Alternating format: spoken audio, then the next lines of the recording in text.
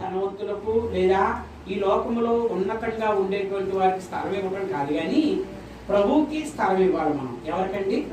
అలా ప్రభువుకి స్థలం ఇస్తే మరి బైబిల్ గ్రంథంలో కొన్ని మాటలు చెప్పుకున్నాం. మొదటిది ఏంటి?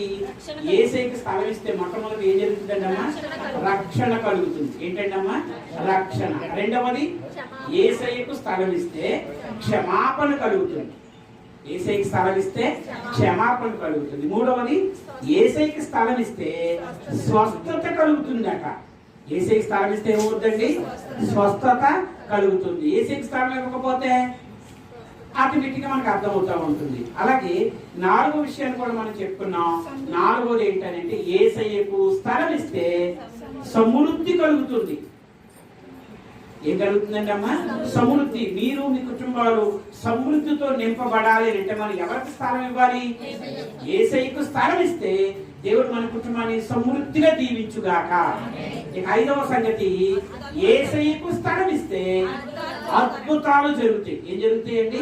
అద్భుతాలు జరుగుతాయి అంట. యేసయ్యకి స్థలం ఇవ్వకపోతే అద్భుతాలు మరి మన గృహాలకి ఆలస్యం అవుతాయి. యేసయ్యకి స్థలం ఇచ్చినప్పుడు అద్భుతాలు చేస్తాడు. అంత మాత్రమే కాదు, మన కుటుంబాల్లో అవసరతలు, అలాగే ఆత్మీయ అవసరతలు, ఆరోగ్య అవసరతలు అన్ని కూడా మరి ప్రభు అద్భుతాలు చేసి వాటన్నిటి నుంచి మరి దేవుడికి సహాయం చేయనుగాక. ఇక యేసయ్యకు స్థలం ఇస్తే, చెప్పండి, ఎవరికి స్థలం ఇస్తే?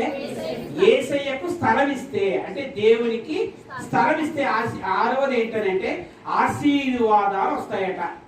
ఏంటమ్మా? ఆశీర్వాదాలు. చూద్దాం బైబిల్ గ్రంథంలో నుండి సమూయేలు 2వ గ్రంథము 6వ అధ్యాయం 11వ వచనం చదువుకుందాం. సమూయేలు 2వ గ్రంథము 6వ అధ్యాయము 11వ వచనం చదువుకుందాం.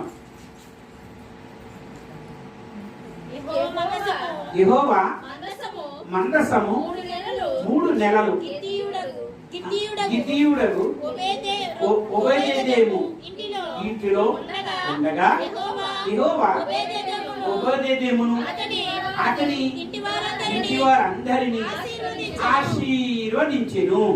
దేవుని నామమున మహిమ కలుగును గాక. ఇక్కడ మందసము అనేటువంటి పదం ఇంకొకసారి చదవండి అమ్మా.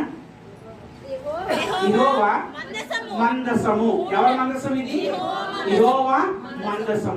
ఈ రోజులలో మరి యెహోవా మందసం అని ఇక్కడ చక్కగా రాయబడింది. కానీ ఈ రోజున మనం క్రైస్తవులలో గమనిస్తే కనుక ఎవరు మందసం వాళ్ళదే కానీ ఎవరు మందసాన్ని వాళ్ళే మోసుకుంటున్నారో యేసయ్య మందసాన్ని కానీ యెహోవా మందసాన్ని ఎవ్వరూ మోయట్లేదు. ఎవరు దాన్ని